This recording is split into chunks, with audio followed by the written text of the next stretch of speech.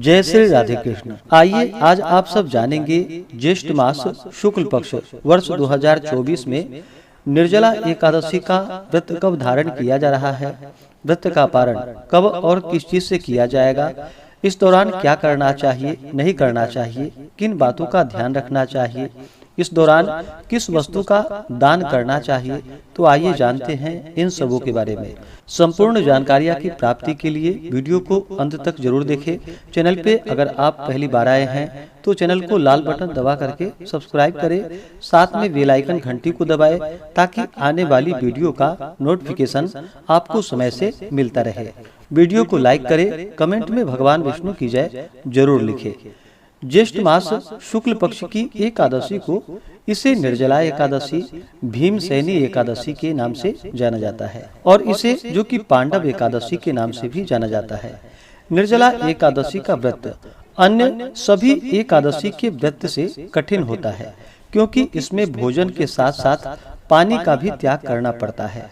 भरी गर्मी में आने वाले इस व्रत में बिना जल के रहना पड़ता है, इसलिए इसे निर्जला एकादशी कहते हैं। चूंकि निर्जला एकादशी का व्रत कठिन है, इसलिए इस व्रत का फल भी अधिक माना गया है।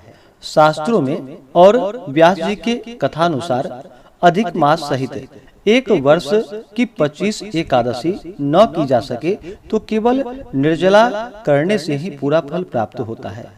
केवल वर्ष भर में एकमात्र अगर निर्जला एकादशी का व्रत धारण कर ले तो सभी एकादशियों का पुण्य फल प्राप्त होता है। निर्जला व्रत धारण करने वाले को अपवित्र अवस्था के आचमन के सिवा बिंदु मात्र जल भी ग्रहण नहीं करना चाहिए। यदि किसी प्रकार उपयोग में लिया जाए तो उससे व्रत भंग हो जाता है। एकादशी व्रत रखने वाले को दशमी के दिन से ही नियम का पालन करना चाहिए। दशमी तिथि के दिन सूर्यास्त होने से पहले ही शुद्ध और सात्विक आहार ग्रहण करनी चाहिए। उस दिन हविष्यान्न भोजन ग्रहण करना चाहिए, जैसे कि जौ, गेहूं, गौघृत, काली मिर्च, शर्करा आदि का प्रयोग करके भोजन ग्रहण करना चाहिए। तेल आदि का प्रयोग नहीं करना चाहिए। और दशमी की रात्रि एकादशी व्रत का स्मरण करते हुए भगवान विष्णु के नामों का स्मरण करते हुए सोना चाहिए।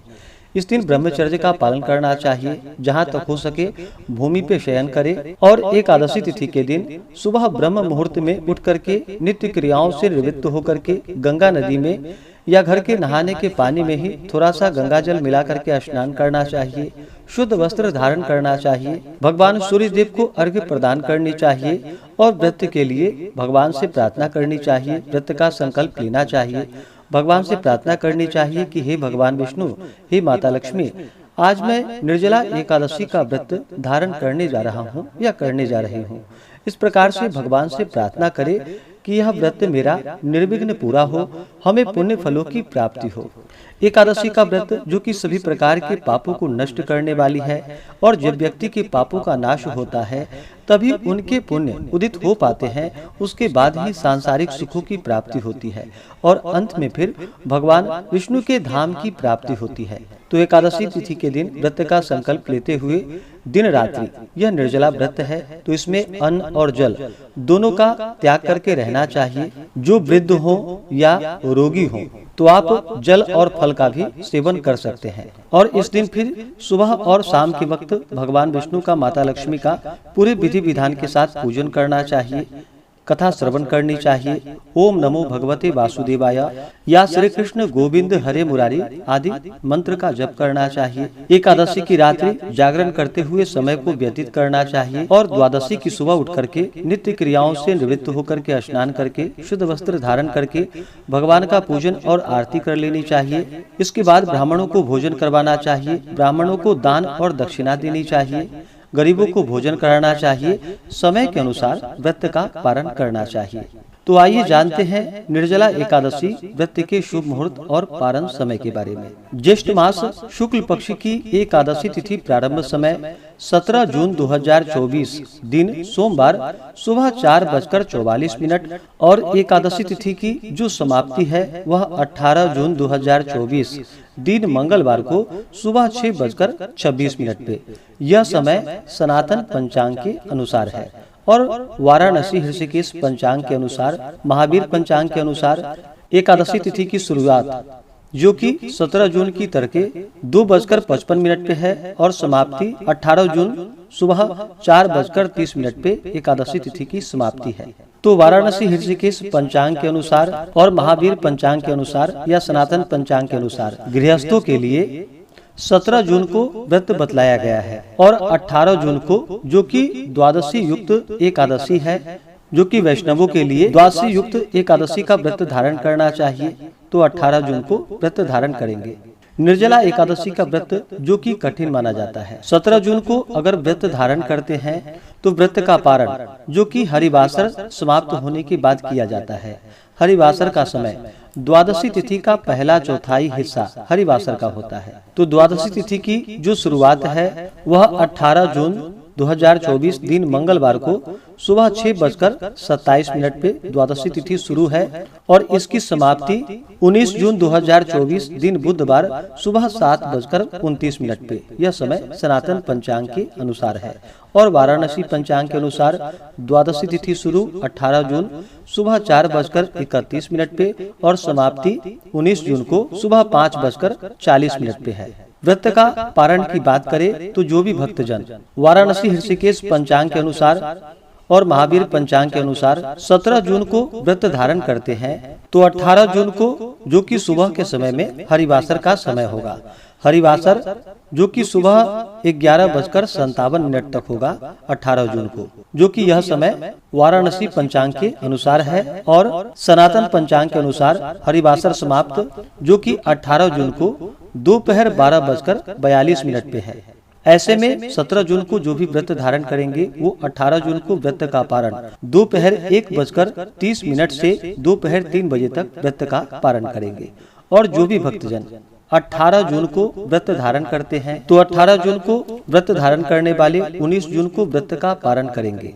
सनातन पंचांग के अनुसार पारण का जो समय होगा वह समय 19 जून को सुबह 5:28 से सुबह 7:27 तक सभी भक्तजन व्रत का पारण कर लेंगे। और वाराणसी पंचांग के अनुसार अगर 18 जून को व्रत धारण करते हैं तो 19 जून को उसके समय के अनुसार व्रत का पारण जो कि द्वादशी तिथि में ही करना चाहिए। इस कारण से 19 जून को व्रत का पारण सूर्योदय होने के बाद से लेकर के सुबह 5:40 से पहले ही 19 जून को व्रत का पारण कर लेंगे। तो आप अपने जगह के अनुसार व्रत को धारण कर सकते हैं। तो 17 जून गृहस्थों के लिए जो व्रत है तो इसमें पारण का समय जो कि अगले दिन दोपहर के समय में प्राप्त हो रहा है। ऐसे में व्रत रखना बिना जल के संभव ना हो पाए तो आप 18 जून को भी व्रत धारण कर सकते हैं। ध्यान रखें, द्वादशी समाप्त होने से पहले ही व्रत का पारण कर ले। आप जहाँ भी हों उसके अनुसार व्रत को धारण करें।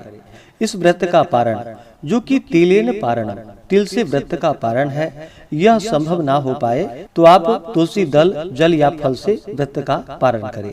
एकादशी तिथि के दिन सूर्योदय का समय सुबह 5:08 और सूर्यास्त शाम 6:50।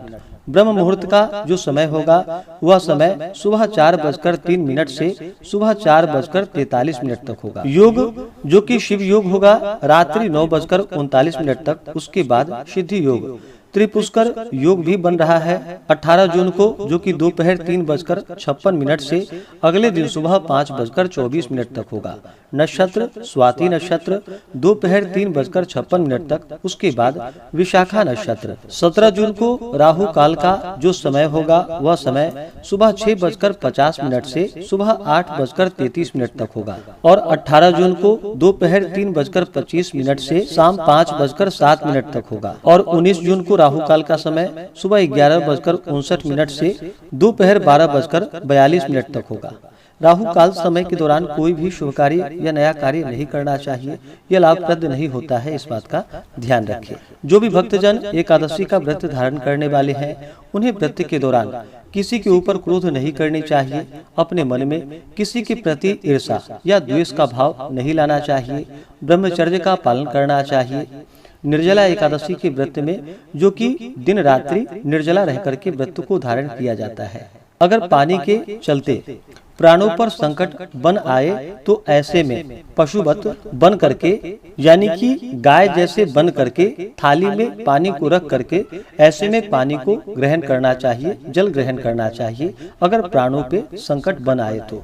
नहीं तो इस व्रत में आचमन के सिवा जो कि जल ग्रहण नहीं किया जाता है। जो वृद्ध हो, रोगी हो, उनके लिए जल और फल आप ग्रहण कर सकते हैं, इसमें कोई दिक्कत नहीं है। इस व्रत में कुछ बातों का ध्यान रखा जाए तो इससे अनंत फलों की प्राप्ति होती है। इस व्रत के प्रभाव से स्त्री हो या पुरुष सभी के मंदराचल जैसे भीषण और महान पाप भी नष्ट हो जाते हैं। इस व्रत में गोदान का बड़ा महत्व है, अर्थात गोदान अवश्य करना चाहिए। यदि कोई गोदान देने की सामर्थ्य न रखता हो तो उसे तांबा, पीतल या मिट्टी का पानी भरा हुआ घड़ा, उसमें थोड़ा सा सोना छोड़ करके उसे नवीन वस्त्र में लपेट करके ब्राह्मण को श्रद्धा और भक्ति पूर्वक दान करना चाहिए। इस प्रकार जल दान देने एवं स्वयं व्रत समाप्ति तक जल न ग्रहण करने वाले प्राणियों को एक एक क्षण में कोटि कोटि गोदान का फल प्राप्त होता है। इस 3 कार्य अर्थात यज्ञ, दान एवं जपादि कार्य करने वाले को अक्षय फल की प्राप्ति होती है। इस दिन शेष शैया पर स्थित श्री विष्णु भगवान की भक्ति पूर्वक पूजा एवं धेनु दान तथा ब्राह्मणों को मिष्ठान का भोजन करा दक्षिणा देकर संतुष्ट करना चाहिए। निर्जला व्रत रखने वाले को गौ, वस्त्र, छत्र, शैया, कमंडलू आदि वस्तुओं का प्रेम पूर्वक भक्ति सहित दान करना चाहिए। उपाहन दान करने से स्वर्ग गमन हेतु स्वर्ण भूषित रथ प्राप्त होता है। और जो इसको भक्ति पूर्वक श्रवण करते हैं तथा कीर्तन इत्यादि करके रात्रि जागरण करते हैं, वे मनुष्य बिना विघ्न स्वर्ग को प्राप्त करते हैं।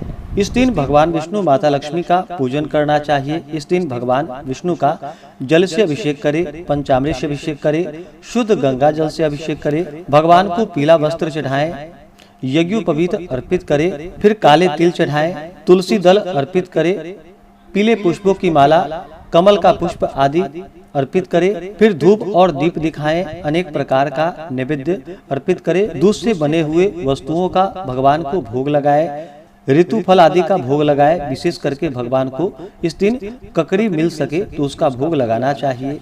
जब भी भोग लगाते हैं तो तुलसी दल डाल करके भोग लगाना चाहिए। इसके बाद द्रव्य दक्षिणा चढ़ाएं। मुख शुद्धि के लिए पान पत्र, सुपारी, लौंग, इलायची के साथ में अर्पित करें। इसके बाद फिर निर्जला एकादशी व्रत का कथा श्रवण करना चाहिए। इस दौरान विष्णु सहस्त्र नाम, श्री सूक्त आदि का पाठ या श्रवण करना चाहिए।